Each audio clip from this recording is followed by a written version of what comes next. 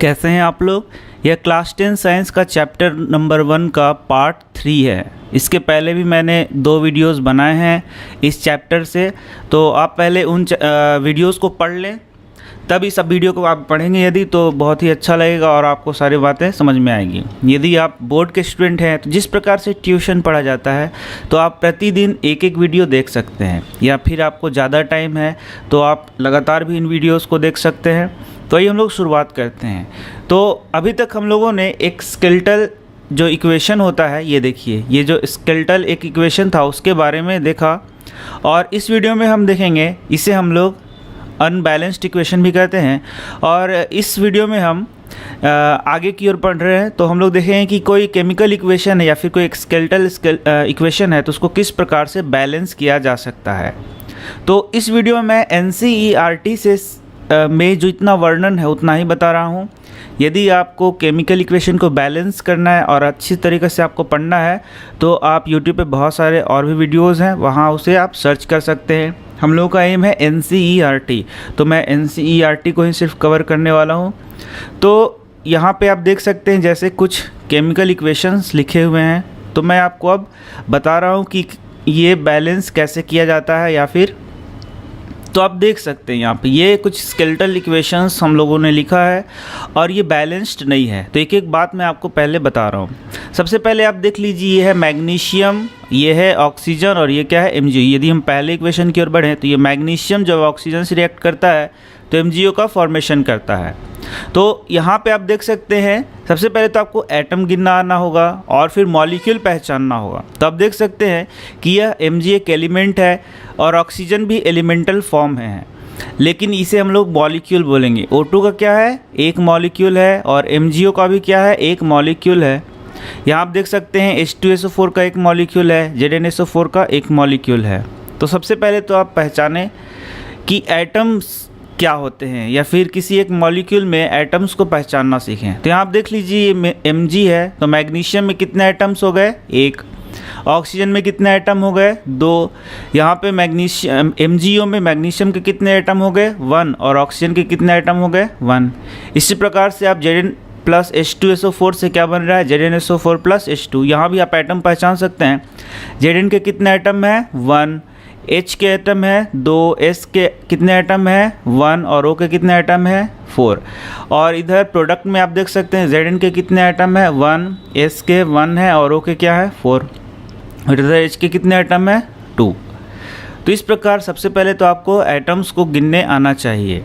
अब देखिए, इसके बाद जो पीछे के वीडियो मैंने बताया था कि जितने एटम्स रिएक्टेंट में हैं उतने ही एटम प्रोडक्ट में होने चाहिए, या फिर हम लोग कहते हैं कि law of conservation of mass, या फिर कहेंगे कि जो law of conservation of mass है उसके अनुसार जो रिएक्टेंट है उसका मास और प्रोडक्ट का मास क्या होना चाहिए, इक्वल।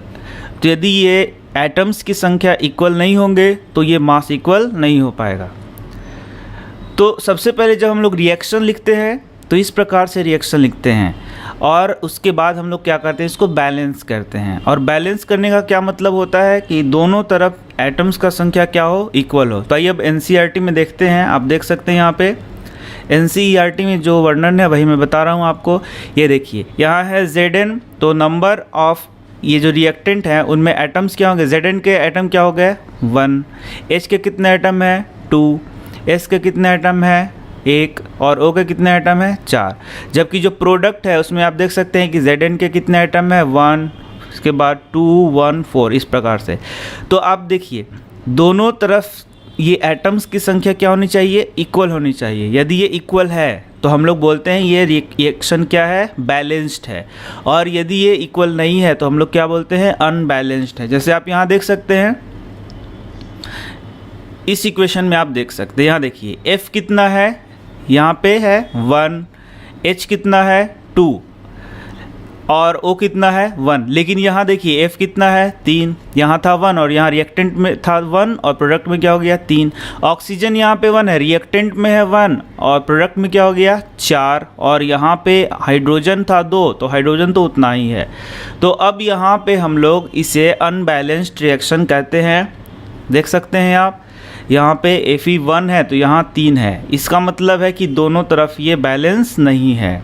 इसी को हम लोग कहते हैं रिएक्शन अनबैलेंस्ड है, और हम लोग क्या सीखते हैं, इसे बैलेंस करना सीखते हैं।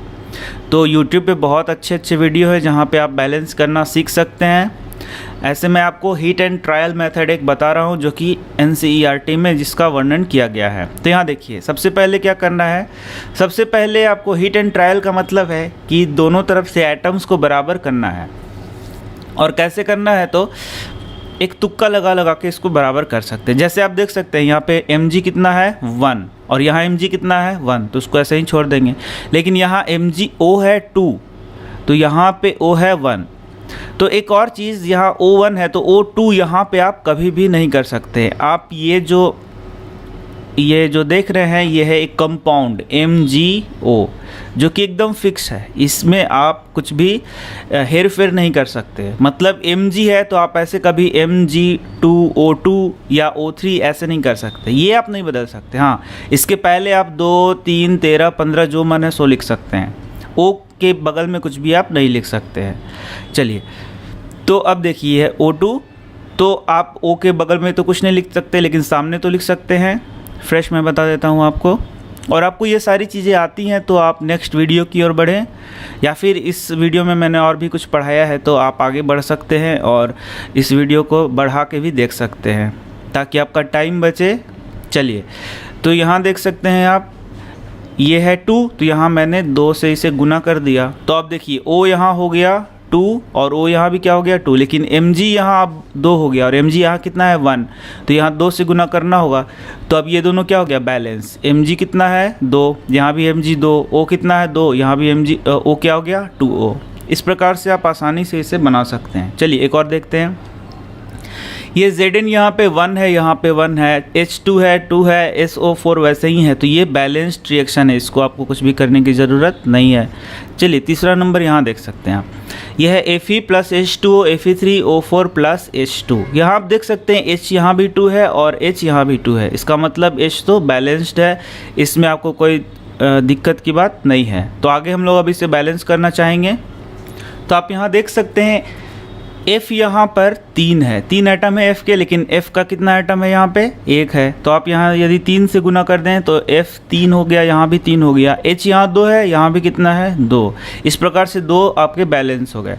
लेकिन यहाँ O है 4, तो यदि O 4 है तो क्या आप इसे बैलेंस कर सकते हैं? तो क्या यहाँ हम 4 लिख सकते हैं? नहीं, यहाँ यदि आप 4 लिखेंगे तो ये हो जाएगा गलत, क्योंकि मैंने बताया आपको O के नीचे कुछ भी नहीं लिखना, आगे आप कुछ भी लिख सकते हैं। तो हम लोग इसे इस प्रकार कर सकते हैं, हम लोग आगे यदि 4 लगा दें तो अब ये O भी बैलेंस हो गया। देखिए O है 4 और O कितना हो गया 4, F 3 है तो F भी 3 है, तो H भी बैलेंस है। देखिए ये H है 4 2 8 H है, ये कितना है 8 एटम है H का, लेकिन यहाँ कितना है 2 एटम, तो इसके लिए हम लोग यहाँ 4 से गुना करेंगे तो ये दोनों फिर बैलेंस हो जाएगा।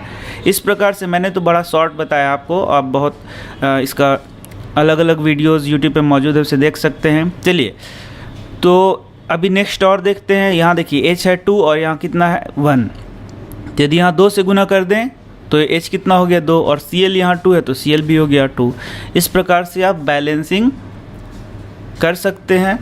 तो आप देख सकते हैं यहाँ पे ये जो 2 पेज यहाँ पे हैं, इन 2 पेज में आप देख सकते हैं कि ये सिर्फ और सिर्फ बैलेंस करना सिखाया है। तो ये बैलेंस करने के लिए आपको इतनी बातें पढ़ने की आवश्यकता बिल्कुल भी नहीं है। ये बिल्कुल भी आपको कोई भी प्रश्न ऐसे नहीं आने वाला है।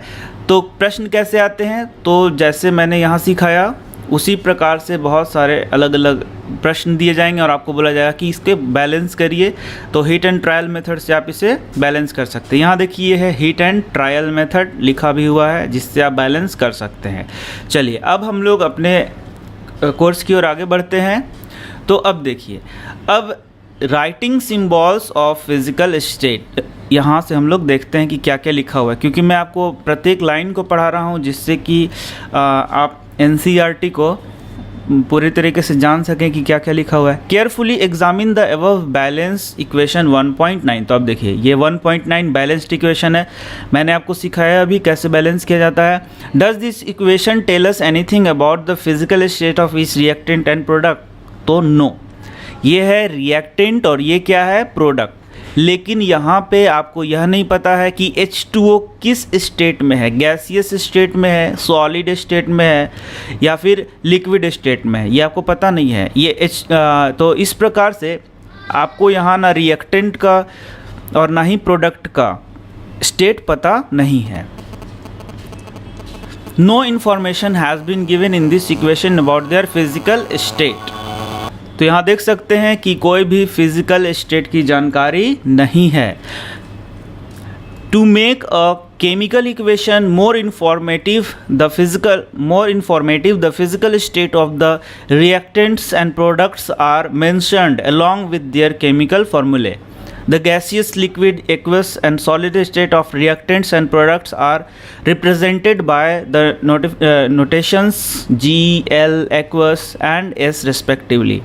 The word aqueous is written in the reactant or product is present as solution in water. तो अब मैं बता रहा हूँ, मैं बोला आपको कि प्रत्येक लाइन को मैं पढ़ के समझाऊंगा ताकि आपका NCERT पूरा क्लियर हो जाए, कंप्लीट हो जाए। अब देखिए ये क्या बोल रहा है कि इस इक्वेशन को कंप्लीट करने के लिए, इस केमिकल इक्वेशन को पूरी तरीक़े से वर्णन करने के लिए ये जो रिएक्टेंट्स हैं या फिर प्रोडक्ट्स हैं वो किस स्टेट में है उसे भी हम लोगों को लिखना पड़ता है। जैसे यहाँ आयरन क्या है, सॉलिड स्टेट में है, H2O क्या है, गैसेस स्टेट में है, Fe3O4 क्या है, सॉलिड स्टेट में।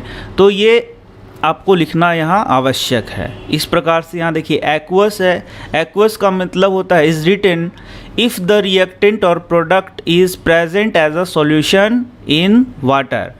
यदि रिएक्टेंट और प्रोडक्ट सॉल्यूशन वाटर में सॉल्यूशन है, मतलब कि वो पानी में घुले हुए हैं, तो उसे हमें एक्वस सॉल्यूशन कहते हैं। Note that symbol G is used with H2O to indicate that in the reaction water is used in the form of steam। तो जैसे मैंने बोला H2O है तो ये तीनों स्टेट जैसे कि क्या हो गया आपका, लिक्विड हो गया, गैसियस हो गया, सॉलिड, किस स्टेट में इसका यूज़ किया गया है वही आपको ये लिखा जाता है। तो यहाँ आप देख सकते हैं कि स्टीम के रूप में यूज़ किया गया है, तो गैसियस स्टेट में यूज़ किया गया है, तो आप यहाँ पे G लिख सकते हैं। तो किसी भी इक्वेशन को कंप्लीट रूप से दिखाने के लिए यहाँ पे आपको सॉलिड, लिक्विड, गैस ये सारा भी आपको बताना होगा। चलिए, usually physical states are not included in a chemical equation unless it is necessary to specify them. तो यूजुअली जब आप केमिकल रिएक्शन लिखते हैं तो ये गैस, सॉलिड नहीं लिखते हैं, लेकिन जब इसको स्पेसिफाई करना होगा तो ये आपको अत्यावश्यक रूप से लिखना होगा। Sometimes the reaction conditions such as temperature, pressure, catalyst, etc. for the reaction are included above and or below the arrow in equation for example। तो अच्छा, अभी तक आपका एक केमिकल इक्वेशन कंप्लीट लिखा नहीं गया है, इसके बाद भी कुछ और चीज़ें आपको देखनी होंगी। जैसे कि आप यहाँ देख सकते हैं, यहाँ पे है कार्बन मोनोऑक्साइड H2 से रिएक्ट करता है और ये मिथाइल अल्कोहल बना रहा है, CH3OH बना रहा है। तो यहाँ पे आप देख सकते हैं कि ये गैस, लिक्विड तो हमने लिख दिया, लेकिन एक और चीज़ यहाँ पे हमको दिखाना होगा और ये है प्रेशर, और कभी कभी आपको टेम्परेचर भी दिखाना होगा। ये सारी बातें भी आपको बतानी होगी, तब आप बोल सकते हैं कि हमारा केमिकल इक्वेशन का रिप्रेजेंटेशन क्या है, कंप्लीट है। अब यहाँ भी देख सकते हैं आप, यहाँ लिखा हुआ है सनलाइट और क्लोरोफिल। इसका मतलब है कि ये सनलाइट के प्रेजेंस में हो रहा है और क्लोरोफिल की आवश्यकता यहाँ पे है। तो आप देख सकते हैं इस प्रकार हम किसी एक केमिकल इक्वेशन को रिप्रेजेंट करते हैं। आइए अब हम आगे बढ़ते हैं। तो ये कुछ प्रश्न हैं जो कि आप हेल्प बुक की मदद से कर सकते हैं, और इसके बाद आता है टाइप्स ऑफ केमिकल रिएक्शन। तो ये हम लोग अपने नेक्स्ट वीडियो में कर लेंगे, और मैं आपसे आग्रह कर रहा हूँ कि आप हमारे प्लेलिस्ट को खोलें, पहले के वीडियोस को देखें, और भी बहुत सारे वीडियोस मैं इस चैनल में बना रहा हूँ, तो आप उन सारे वीडियोस को देखें। तो मिलते हैं नेक्स्ट वीडियो में। धन्यवाद।